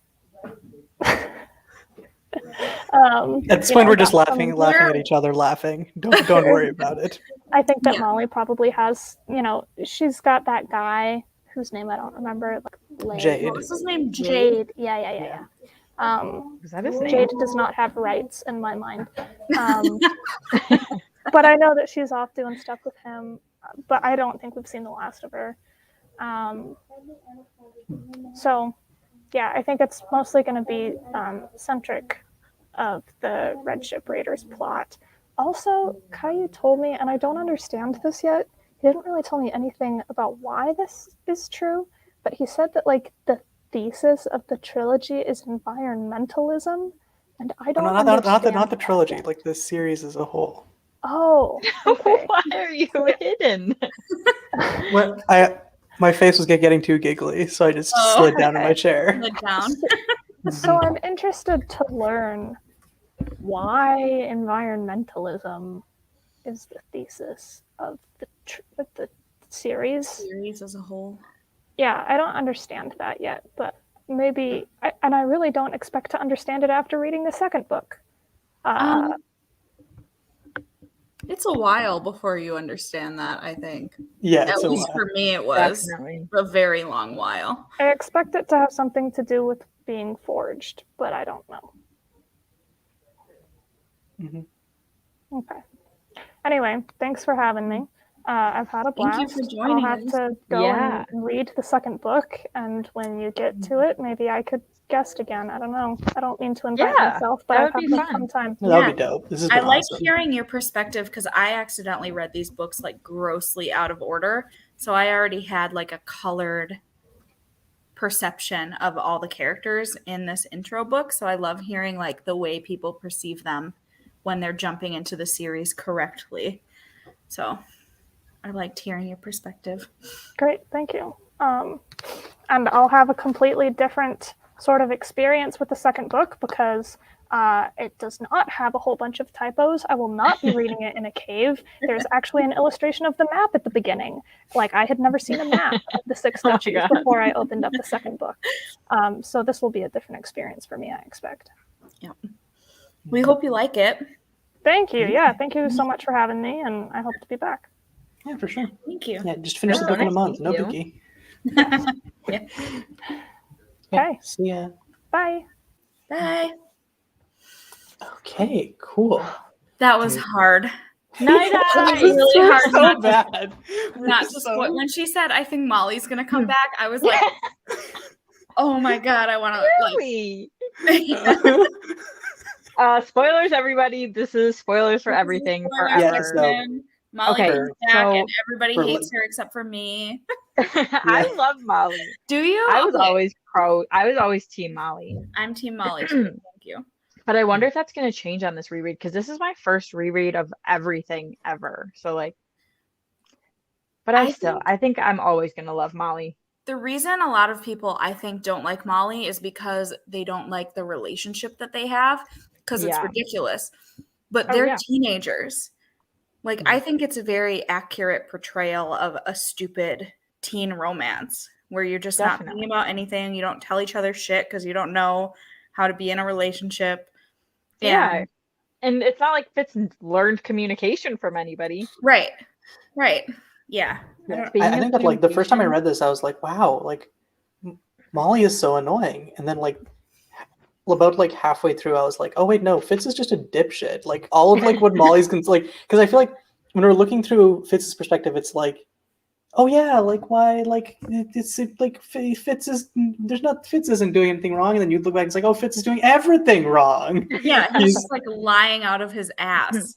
I think that like, so I end up I think on the reread I'm gonna like Molly more. Especially I'm finding like lots of stuff where like I love the parallels between her and Fitz. I think that like their young romance is like kind of cute, and even when it's dysfunctional, but like I think what I end up like disliking is like how they get together at the end of like Tawny Man, because that shit feels so fucking forced. I hate I'll talk about it more when we get there, but like that shit had me pissed. I was like over the shit. So speaking of Molly and like the relationships, when we were all talking about like Burrich sucking at communication, I thought about this and I literally wrote it down because I'm like, I cannot blurt this out right now, but I need to say it. How the fuck does he get with Molly if his communication sucks so bad? Like, how can she tolerate to be with him? Or does he like get better at it? Or does Molly just like bully him and like force him to like... Also, he's an alcoholic. Like, yeah, like her dad. I think she falls into the trap that a lot of people in real life fall into, where they end up with somebody similar, like to their parent. Yeah, she like lucked out, for lack of a better word, because he wasn't like abusive, but he's definitely an alcoholic. But she makes him sleep in the barn, and he stops drinking. So yeah, I feel like she's stubborn enough to like make him better. I think she wears the pants. Yeah. The problem is when they're like both stubborn, like in Tawny Man, when like Burrich is like, that's when we see like Burrich's like lack of communication skills come in like real bad, because it's like, why did Swift run away? What the fuck's the problem? And it's just like, oh yeah, no, we're just not going to talk about this because I don't talk about the wit ever. And it's just like, and like we only get it secondhand from like Nettle, but like it sounds like the most like frustrating thing to be around, because like Burrich just cannot for the life of him just open his mouth and say what's bothering him. It makes me wonder if Molly knew that Swift was witted and still let Burrich like treat him that way. I can't imagine that she would allow that. And I don't think like if she didn't pick up on it and didn't know, Burrich wouldn't tell her. No, because he'd be ashamed, and he would think that Swift should be ashamed. Yeah. But the thing is, like, Molly, low-key does have the wit too. Right. Mm-hmm. I'm surprised more of their kids didn't have it, to be honest. Yeah. It's really only Swift, isn't it? I think so. Has the skill, or like he doesn't have it, but he can like be Nettle draws strength from him. So he's like part of the coterie. But otherwise, I think the rest of them are just like regular. Yeah. They're plain. Sorry. they're free from the chains of their blood or whatever the fuck you want to. That's true. Poor Nettle. I feel so bad for Nettle. It's, like Nettle kind of ends up the same way that Fitz wanted, despite all of his efforts, or sometimes like as a direct result of him trying to shield her from it. And it's like, But ultimately, she got a better childhood than B did. Absolutely. Are you kidding? Oh. God, like when I was talking about like dysfunctional parenting earlier, like I was thinking, Fitz is this carries down. Yeah. Molly was the only competent parent who was like actually a parent. Like I think Patience was a good surrogate mother, but I think she didn't have enough time with Fitz, and she didn't get him young enough to where it was like, this is my mom. But Molly is like, which is really impressive, because like she also has trauma just like all of these other characters do. She just like, she didn't even know her mom. Like, she had no example. So she didn't know how to be a mom. Yeah. No. Nope. But all her kids love her, and she's like so good to B, even though B has all these like quote unquote issues that aren't really issues. They're just like misunderstandings. But yeah, she never makes B feel like weird or like something's wrong with her. Yeah. Which, like, in this fucking medieval ass world is incredibly impressive when they have like zero understanding of these things. Yeah. Right. Yep. Mm-hmm. Yeah, I think going back and rereading Fits in the Fool will also make me appreciate like Molly more. Mm-hmm. Yeah. Also, like, the beginning of Fool's Assassin is so weird to read because it's easy to be hard on Fitz for like not believing Molly when she's pregnant. But the recent time that I was rereading it, I was like, this bitch has been saying she's pregnant for 2 years and she's not even showing. Yeah. Like, anybody would think she was going nuts. Like, this poor senile woman. And like, and he kind of had to deal with that with Patience a little bit when Patience got older. So he's like, this is just how women get old. Like, they get old and they get crazy. This sucks, but I'm gonna just be nice to her and like whatever. And sure, honey. Yeah. It's so like I hear that criticism of Fitz a lot, that like he's such a bad husband for not believing her, but it's like, would you? Because I wouldn't.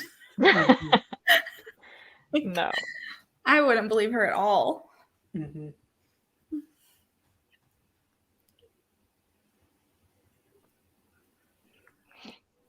Yeah, I'm excited to see more of Molly next book and to.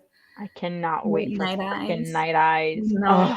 Yeah, when like so much. When Julia was like, both of Fitz's doggy pals died, I was like, but not the best one. We're gonna meet him. He's coming up. But he does die.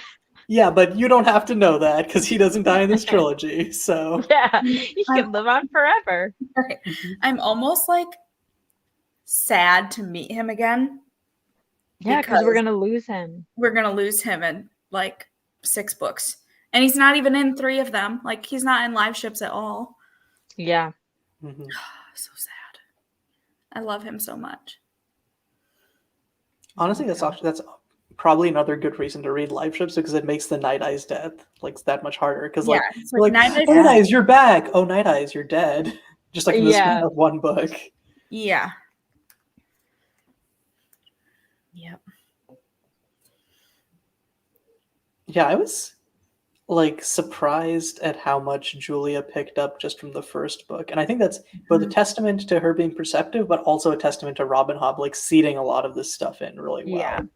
Mm-hmm. Especially her saying like Fitz was like, she said the catalyst like in relation to Fitz without even really meaning to, and I'm like, yeah. I saw you like smiling then, and I was also like just like, I was like, I need to play it cool. Yeah.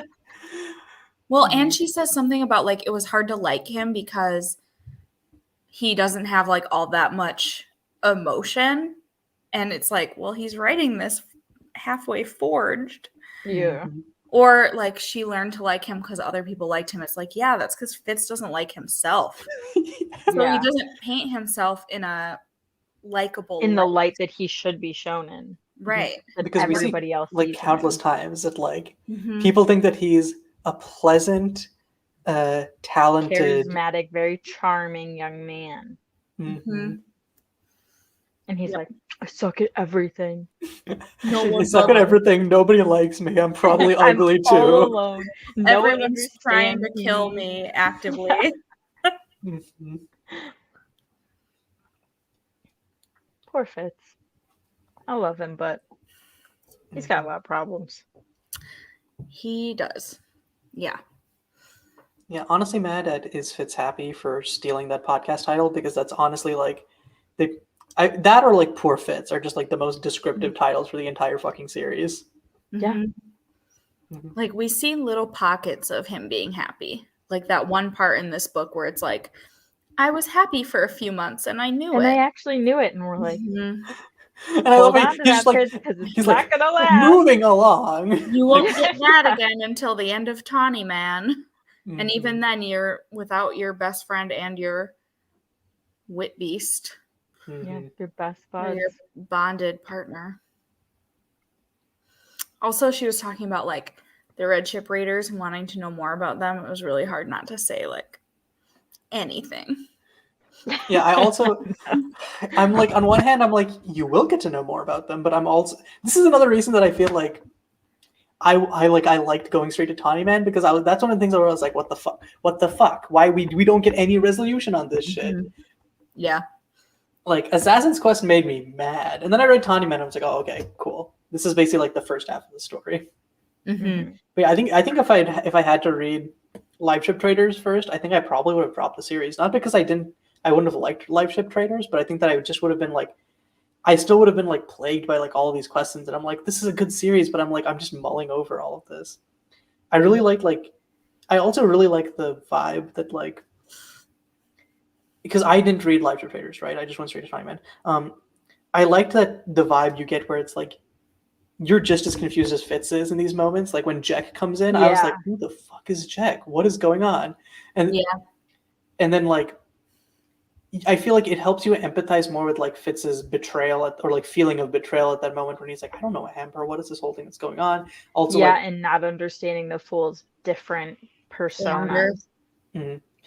Yeah, and also just like the whole thing where it's like, is the Fool right about the dragons, or is this, or like, or like what's going on like with that? Like, because I feel like if you read Life Ships, you're like, okay, Selden is there. We know that Tintaglia is real, but I think reading Tawny Man, I liked the vibe of like, you get these reports from Chade's people, or like you get like this like random like court thing that talks about Tintaglia, and it's like you kind of have to like piece together the fact yourself and be like, okay, is this like is this legit, or like what's going on? I was so confused about Tintaglia when I was reading Tawny Man. And I don't know, I wish I would have read Live Ships first, because I would have understood her more as like a threat.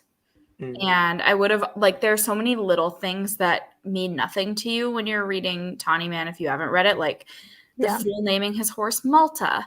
And like, there's just so much that I kind of glossed over because I didn't understand it. Like, if I don't get something in a book, I just assume I'm going to understand it later. So I'll just gloss over it and I don't pay attention. Yes. I don't like dig into the details. I'm just like, I don't understand that. Moving on. Yeah, so I missed so much stuff. And like, I hated the fact that when I was reading Live Ships, I knew who Amber was the whole time. Like, I wish I robbed myself of that. Like, I wish so badly that I would have read it in order and like learned organically who that was, because that's such a big like character reveal. So I wonder how differently the story would have read if we all like hadn't been spoiled and like hadn't known that Amber was also the Fool. Right. I would have flipped my shit. I'd be like, holy shit. I think I would have too. So that's why I'm so like, and I'll always wonder if I would have figured it out before. I probably wouldn't have, because I'm like the worst at stuff like that. But like, I don't know. I really regret like accidentally reading it. I didn't do it on purpose, but. I fully did it on purpose. Well, I don't think I realized that Live Ships was in the same world. And that's why I just wanted Fitz so bad. I'm like, I want to be with my friend. Like, I want to be with my pals. I don't want these like weird, like I kept reading the first or the prologue or the first chapter with like the serpents. And I'm like, what the fuck is this? Like, this is so weird. Like, I don't want to read this. And then I would go back to Fitz. And then eventually I was like in a mood where I'm like, I want to read like about pirates. And my grandma's like, you have some pirate books, like just read those. And I'm like, fine. And so I got into them and I devoured it. Like it is my favorite trilogy now. I also think it's a little bit abrupt if you go right from Farseer to Tawny Man, because there's like that 15-year age gap. Yeah. Like I remember when I went into it, I was like, wait, he's been in this cabin for 15 years? Yeah, he's old as shit now. What the heck? What the fuck?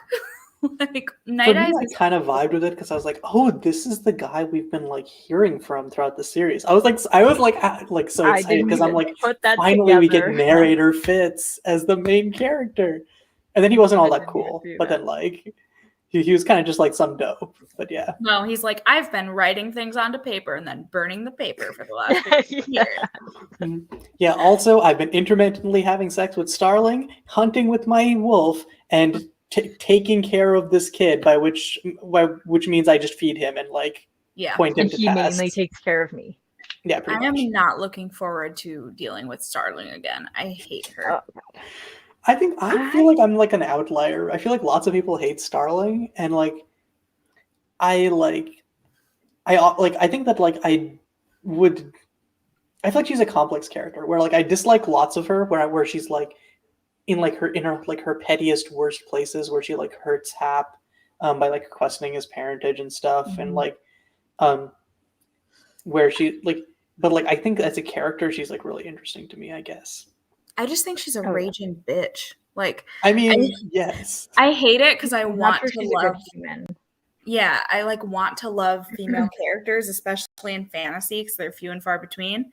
But like, I was, I didn't really have that much of an opinion about her. I kind of liked her up until the point where she reveals Nettle to Kettricken and Shade and like betrays Fitz in Assassin's Quest. And Fitz like moved on from it better than I did.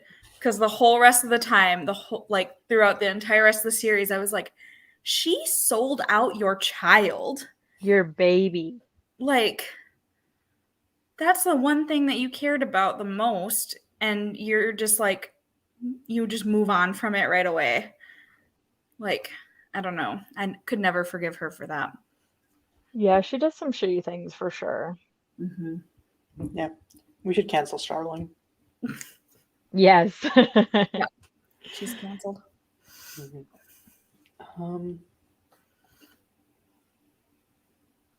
Yeah, like because I guess getting back to live ships, like I like how I say that it's so like that was like a topic and not just we love live ships, but like I wanted to say something, so I'm going to say it. Like yeah, I read live ships for the first time this summer. I was very much like a similar thing where like I would start reading the first chapter and I'm like, yeah, I don't care about any of these people. Never mind. But then we were on a big road trip and I needed something to like read in the car while we were like driving 8 hours a day, and I already had the whole trilogy downloaded on my phone, so I was like, I'll check it out, and then I was like, oh man, this is really good. This is really good because I wasn't expecting to like fall in love with all of the characters as much as I did, and yeah, and it was just it was just like so much fun and like this feeling of like, oh man, like where is this going? Because it feels like there's like this whole like weight of all of these plots converging and like this whole thing of like Kenneth's fate and all of that.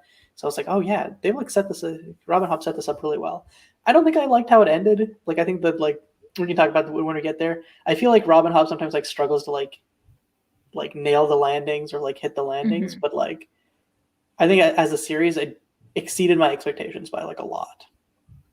And yeah, I also found it hard to get into because I was just like, I don't care about these people. I want Fitz.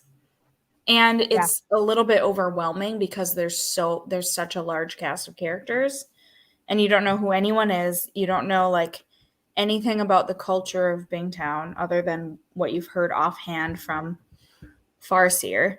If you even like picked up on that or if you just Right. skimmed If you through it, paid you're like, enough "What attention. is this?" Yeah.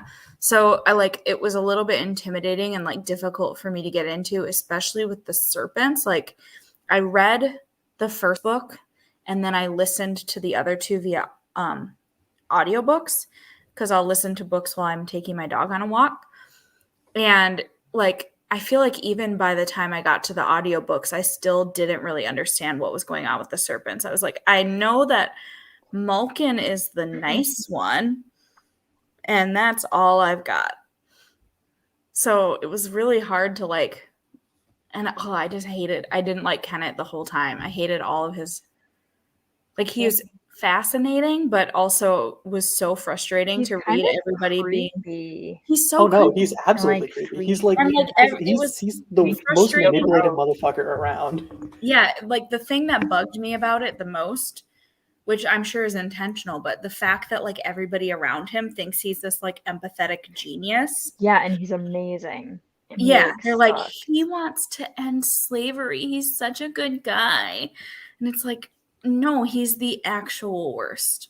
And seeing characters that you like Etta and Wintro, Right. like, Yeah. and I'm like, I want the best for these people. And Vivacia. And Vivacia, yeah, but like, yeah, God. And then I feel like that's one thing I have. I feel like I feel like the ending just kind of like doesn't like grapple with Kenneth's character or like repercussions for his actions at all. He just kind of like, I do love we're like, I feel like it's like, hello, he's revealed, he's dead, or sorry, he's revealed. It's actually Lucky Paragon or whatever. Ludluck, yeah. Ludluck, and then by the way, some random like pirate killed him and he dies, which like maybe there's something thematic there about how fate is bullshit, but like I didn't really care about it because it's like this is just bullshit to me. And like he didn't get any like there's no actual like I don't want like every series to have like there are times where it can be like thematic for a character not to get like repercussions for their actions, but here it just felt like cheap or dumb. Like worst fear is dying, so he got like what he was the most afraid of, which is good. But I like the ending of Live Ships because I feel like no one ended up where they wanted to end up, but they're all like semi-happy, which is like you don't always. A lot of the times you don't end up where you. It's like real life. You wanted to end up, but you can still be happy. So it didn't go according to plan, but right. I feel like most of Malta. Malta is like biggest glow up of a character ever in a series. Yeah. I loved her in Rain Wilds. I loved Rain Wilds, and I loved trying to figure out who was who, like of the serpents. Yes. I don't want to say too much, but like you know what I mean. Yeah. I can take off my headphones for a second if you guys want to talk about it. Yeah, I looked it up. Do that. We'll flag. Okay, I'm gonna dip, go grab some water or whatever. Okay. And y'all talk about Rain Wilds and just. I understood. I think what is it? Is his name Melkor? Yeah, something like that. They both started with M. I don't know if he can hear us. Okay, no, he can't. I can't remember his dragon name. Melkor but is it's definitely Malkin. That's but yeah, his serpent name is Malkin, and then he was like the only nice dragon. And then isn't there another one that's like Sejura or something like that? Is the serpent? I thought that she was what's that blue one that made Thymeria? Centaura. Thymera. Centaura. Yeah, Thamara. I think that was her, but like I don't know if it was. Well, and one of them or two of them ended up on the boat with the legs. Yeah. I can't remember its name right now, but like the original live ship. Yeah. And then the only other dragon I remember by name is Hebe. And I loved Hebe. But I don't think Hebe like was any. I don't think of the serpent. I don't think she's really got much going on upstairs. No. I think that she just like was lucky that her body knew how to like turn into a dragon. Right. I do hate what happens to her Rap Skull. Yeah. He's so I didn't like that either. Sweet and pure, and then he just gets like corrupted. Yeah, it's really sad. Yeah, I did not like that. Yeah, I didn't like that either. That was like my only complaint. The rest of I love when Hest gets eaten by I was just gonna say that dragon. That's like my favorite part.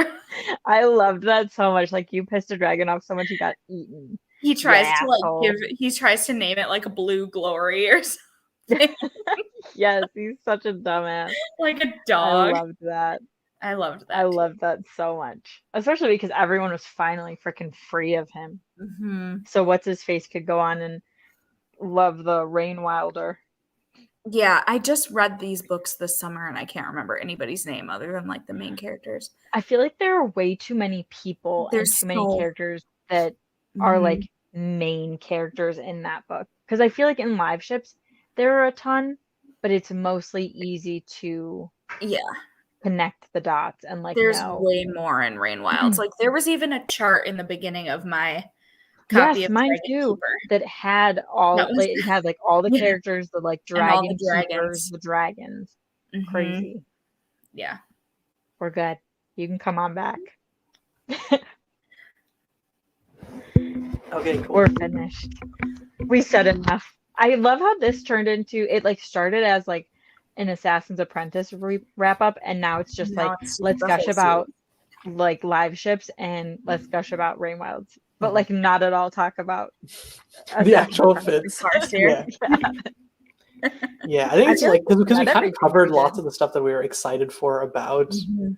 Fars, like the Fits Mhm. series, like already to some degree. So like, Yeah, yeah, either in the but we haven't had podcast as many or like like in the hooks for spoiler talking free. about live ship. Yeah. Yep. Oh yeah. Also, I've downloaded the Rainwald books, and I'm actually next Wednesday. I'm leaving to India on a trip, and so I'm going to have lots of time to Oh, actually read yeah. Rainwilds then. So that's going yes. to be my thing. So We'll be all by caught up. the next time we record, I should hopefully have finished at least the first book of Rainwilds. So Well, let's and I go. think all the Rain Wild books are about the same They're size as Assassin's shorter. Apprentice. Like I think they're like Yeah. they're not super big books. So I Yeah. think you'll be able to get through them. Nice. So yeah, At a hopefully by good the time we're done pace. with Royal Assassin, whole Mhm. cycle finished. Yes. Yeah. I guess like stuff I'm excited for Royal Assassin other than Night Eyes because that's like the bingo free It's space. a given. Yeah. I'm obviously excited about like the ending where the ending minus the torture. I love the resurrection scene. I love the going ham scene. I don't like the when he takes the carrot seed. I don't like anything in the middle. I'm excited for like just this development of Fitz, because one thing that we touched on a lot in the show is like Fitz as an independent person, and like we see that so much through Royal Assassin where he starts like to defy Shrewd or like kind of like take choices into his own hands. And he starts talking back. Like he gets a little sassy. Yeah. Mm-hmm. And I like it. It does. Yep. But he definitely becomes like a full-fledged teenager because that's all the teenagers do. Rebelling, talking back. Yeah, it's interesting I because love like the it. first book is like just blind obedience. Second book is like almost like blind Rebellion. rebelling. Yeah. And the third book is like I would rebel and try to kill Regal if I could, but I am compelled by the skill command to like go And and I'm seek out like her. determined to get back to my child. Mhm. Yeah, like there's like the start of complex motivations, and then by the time we get into like Tawny Man, we see Fitz like realize like, oh yeah, like he has like by the time he has like a, I guess like a political understanding and all of this stuff, and he kind of like sees where like Chade's blind spots and stuff are. Like he see like lots of stuff we were talking about, like as Chade as an equal rather than Chade as like his teacher, comes up a lot in Tawny Man. So I love that like shift in perspective there. Yeah, he starts questioning Shade by that point because Yeah. like these books, he has that blind, like I trust that they know best. It's like the way you think your parents are always gonna know the answer to every question, and they're always gonna be Yeah. right when you're a kid, and then you get older and you're like, wait a second, You're just as dumb as I am. Right. Right. I'm excited. I have the illustrated edition of Royal Assassin 2, and the last illustration in that one is Burrich cradling Fitz's dead body and like sobbing over it. And it like every time I see it, it pulls on my heartstrings. So I'm excited to show you guys that one, but I'll save it till we're like Right there. there. Yeah. Oh, Yeah, I like that. For emphasis. For But- emphasis. I'm just excited to remember it because like I feel like I lump all three of these books in together because it's been like 8 or 9 years since I read them. So it's like, yeah, I'm gonna actually, it'll be like I'm kind of rereading it for the first time, but like, or reading it for the first time, but like I know what's gonna happen. Yeah, and So. that's wild. Like, you read this series like, I guess like double the number of years before I even like started the series. Just crazy. Whoa. I started Fool's Assassin in 2017, I think. Mm-hmm. Which is But like I right got about it in 2014. It was sitting in my bookshelf for 3 years, and then I was like, Fool's Assassin came out in 2017 or something, I think. No, wait, no. no, Oh, no, I the last book came out in 2017. yeah, Sorry. I got it because I went to see Robin Hobb and George R. R. Martin speak in London, and like with the ticket came a signed copy of Fool's Assassin. Whoa. So I had no idea who she was. I just got this book. You didn't even know to be excited. Yeah, I just got this book, and then it sat on the shelf, and then I was like, I'm poor and like 23 and I have no money to buy books, so I better just read what's on my bookshelf, and got to that one and read it out of like necessity, and ended up loving it. Yeah. Mm-hmm. Yeah, if anyone with like ties to the police or whatever is or like people who would come after me for this sort of thing are listening, this is a totally fictitious story. But yeah, I was also like very like not having a budget for books, so I just like pirated a bunch of these, and that's the reason that like they're on your Julia's phone. copy has like so many typos or whatever, because I just like typos. airdropped her my like shitty like pirated typed up copy of the book. Wow, someone types up books. I mean, like, yeah, these days people will just like download ebooks and then like repost them. But this was definitely like someone like had their book and like typed it up. Typed the whole thing up. That's some real dedication. Yeah. Mm-hmm. That deserves to be out there on the internet. Now I have physical copies of all the books sans Assassin's Apprentice, because I gave that away to a friend who never gave it back. But other than that, I have that. You should never do that. You buy people their copies because you don't get books back. Honestly, and I'm so sad because like I have like this perfect line on my shelf, and then just the first book's missing. An empty space. Mm-hmm. I'll get a copy at some point, but yeah. I had a blank space when my uncle stole my copy to binge finish the last one. He had it for so long, and I kept looking at my shelf. I'm like, I need to get that back. And then I finally went over to his house. We like have a family dinner every year, and I saw it sitting out. Well, okay, I saw it like on like a lower shelf of something, and I like did a double take, and I'm like, that's mine. And I took it, and I'm like, I'm taking this back. Like, get your own. It's like the fucking like Leonardo DiCaprio meme where he's just like pointing at the TV. Yeah. I need to get physical copies of the last 2 live ship books, because I don't know how well I'll be able to like separate out chapters if I try to listen to the audiobooks, and I won't be able to take notes, because I can't just listen to an audiobook like in my room and take notes. It has to be like in the car or on a walk or something. Yeah, my mind always wanders if I'm listening to like an audiobook and not. I think I'll pick up so much more from it too, because my mind wanders like half the time. I'll drift away for like 10 minutes, and I'll come back and be like, what's happening? Yeah, I always skip back. I like try and backspace to it, and then I'm like, this is probably close enough, and I'm like trying to figure out what's going on. I never do. I just try to like figure out where I'm at now. So I'm sure once I Hopefully I didn't miss anything important.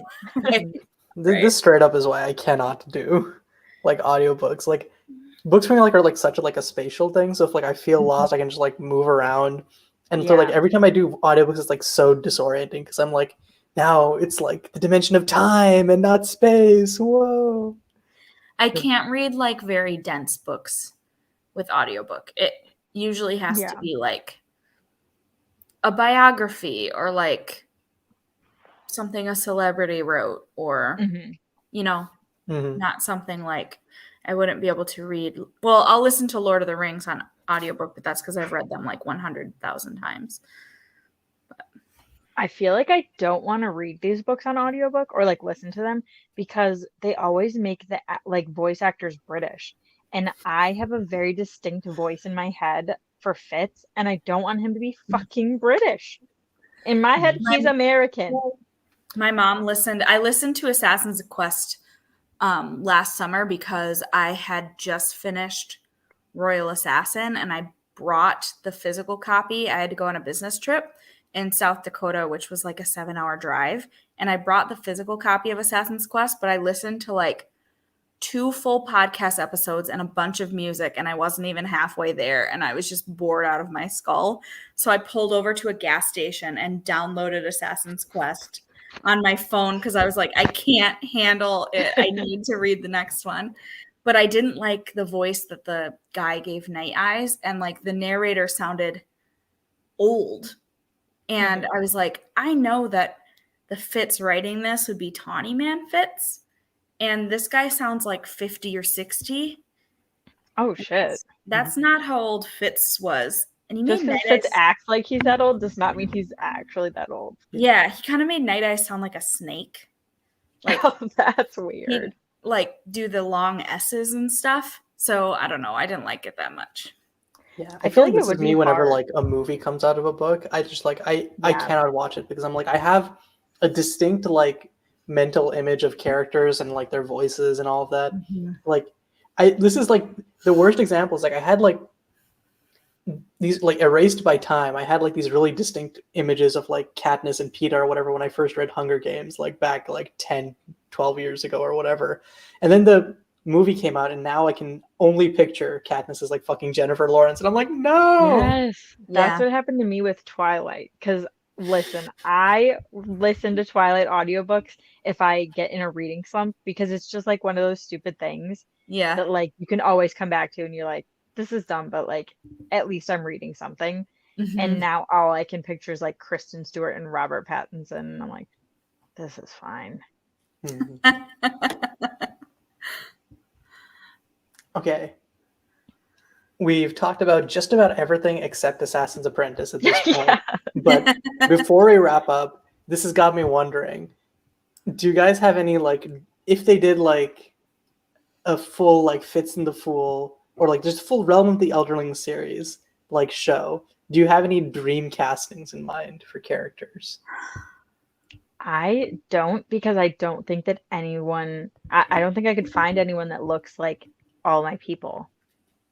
No. I just don't think there's anyone, like, especially for the Fool, like, nobody, I think, could do it. Like, none of the art renderings even look like how I picture the Fool. Maybe, like, a Can you imagine very... Tom Holland as the Fool or something? Oh, my God. It would work, though, because he is really, he, like, did, like, gymnastics or something, so he's very agile. Like, he could do it. Maybe like a really young or like a younger Tilda Swinton just because of her like gender ambiguity. And she has that like magical being aura around her. I feel like she has like a more like threatening fae vibe where it's like I would want someone who's like a little bit more like, or like maybe I feel like I don't know if Tilda Swinton has like the range to be like fae, but also be like inviting. I feel like if she smiled, I'd be like, what's going on here? Yeah, I could see that. That's true.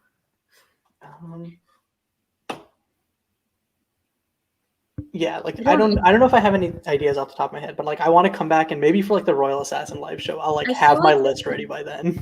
I feel like I could cast live ship better than I could cast Farseer. Oh, definitely. I could definitely do that. Like it'd be easier for me to cast like Althea versus Fitz. I feel like when I picture Fitz, I picture like the hair and the outfit, and then there's just like an amorphous blob. Yeah, same. Place of his face. Yeah. Well, that's because like we basically are Fitz when we're reading those, so it's not like he looks in the mirror and like describes his face so well. It's just like, this is even who I am. Let me go live my life. He'll be like, my nose is broken, and that's like the only description that you get of what he looks like. Yeah. So. Yeah. Wait, while you guys are talking, I had a casting idea. I think Tom Felton is his name. The guy who plays Draco Malfoy would do a fucking fantastic job at Regal. Just like I feel like just like the same mannerisms, just carry it all over. Yeah. And like the snotty, like, I'm so much better than you. Like, he does that so well. Yeah, Mhm. he I does. could totally see that. He's too white, but he could do the attitude. Yeah. Yeah, definitely. Don't want to typecast him as like bitter asshole dude, but like Right. you did a good job of portraying He bitter played the asshole. character of Draco Malfoy very, Yeah, and very well. Regal is basically Draco Malfoy, but like give him actual status and not just Mhm. like I guess Regal's status is also from like Daddy's wallet, but you know. Daddy's But wallet. he's like Prince. He's not. I'm just like a lordling's son. Yeah, yeah. And then maybe Shrewd could be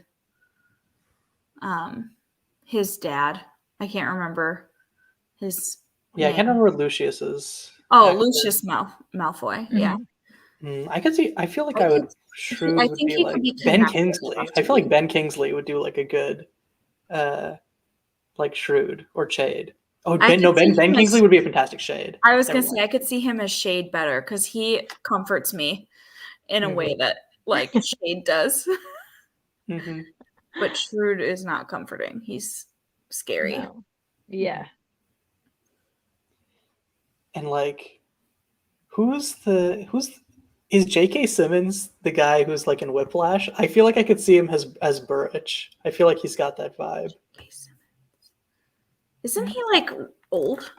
I think he's old, but like maybe if he had if there was a younger version of him. But like I feel like at least maybe it's because I've just seen him in Whiplash, but I feel like he does a good job of like alternating between like someone who's comforting and also kind of like an asshole. Yeah, I think he He could is do the not hot personality. like Burrich. I think we Yeah. need Jason Momoa as Burrich because Oh, if wait, that's Burrich actually- is a oh, daddy, fuck, we that's need so good. Jason Momoa. Yeah, J.K. Simmons could capture like the personality of Burrich, but he does not look like Burrich to me at all. Yeah, Need okay. I can see Jason Momoa as beautiful, Burrich muscular, like straight flowing up. locks. Or The Yeah. Rock. The Rock. Yeah. Burrich. Mhm. But I feel like I don't picture Birch being super tall. Like I picture Birch being like Buff, but Like, not tall. maybe 6 foot, and that's kind of it. Or like Yeah. 5'10". Like I don't see him being super tall. Well, But like his Fitz is I personality think is it's like nice he thing. hunches over a lot because of like his because of his leg. limp. Yeah. Maybe that's why. We always gauge how tall people are based off of like Fitz's height, and I don't even know how tall Fitz is. But he'll be like, I was taller than Patience Verity. is shorter than me. Yeah, I Yeah. was shorter than this person. And we don't really get like a benchmark of how tall Fitz is, but then we're comparing everybody to him. Mhm. It's like, I'm just going to assume Fitz is like 6'2" or something. Very tall. Oh, I never even thought about Fitz. I just picture Fitz being like short as fuck like me. Just because I put I always myself in there and picture I'm like, Fitz being Fitz like is 5 foot. I know he's taller than Verity Mhm. because he says he had the height of his father and that his father was Mhm. taller. and like And the way Verity's, they like, describe him as kinda like short and lean and stocky. gangly. Feels Yeah, like he's like lean and tall. but like whenever I'm imagining He's, it, like, I always see Fitz. If scrawny. the person he's talking to is older than him, he's a head shorter than them. If he's Yes. like older than them, he's a head taller. That's it. Yeah. Easy. Yeah, I see that. That's how I did it too. I'm like, grown up, you're taller. Yeah. Okay, and I think with that we can wrap up today's live show. So, thanks for everyone in the future who is watching this. We'll also be putting this up on Spotify afterwards.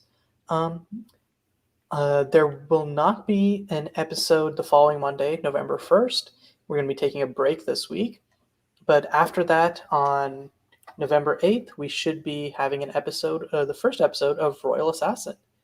I can record next week or like this weekend, but I can't record the weekend of the 5th. We can Oh. record and then put And it then out Put it out. that Okay. weekend. Yeah, okay. Because I 'Cause this definitely will need give to us a switch, but break yeah, let's. anyways. So yeah, we'll. The long and short of it is, Yeah. take this as your episode for next week, and then week after that we'll be starting with Royal Assassin. But yeah, thanks everyone who's watched the podcast throughout, or watched or listened to the podcast throughout the first book. And commented and contributed. We love Yeah. seeing all the like things that you guys noticed too. I remember seeing like a post on the subreddit that was like, yeah, like it was actually kind of the question that came up, like where would Fitz be if he wasn't? I saw that. I yeah. love that so much. Yeah, and like We're again, generating discussion. yeah, I love it. So like, I honestly I thought this would be like a fun thing to do, but I didn't like expect. We were talking about this before the show, but like I didn't expect like this many people to like hop on this early. So like, thanks again to everyone listening. It's like Yeah. it's a lot of fun. It's the reason we're doing this, because we want to share our love for these books with other people. I just wanted to talk about these books with somebody. So there's people now we have like listening a is so ton cool. of people. Yeah. It's Yeah, so fun. exactly. We're all friends. Right. If you're listening, you're our friend now. You Yeah. have to talk to us about stuff. So sorry. Yeah, too late. It's a blood contract. Yeah. We don't make the rules. We just have to enforce them. So yeah, I guess until next time, it's going to be Caillou, Alex, Leah, signing off. See you later, Bye. Loyal Assassin. Bye.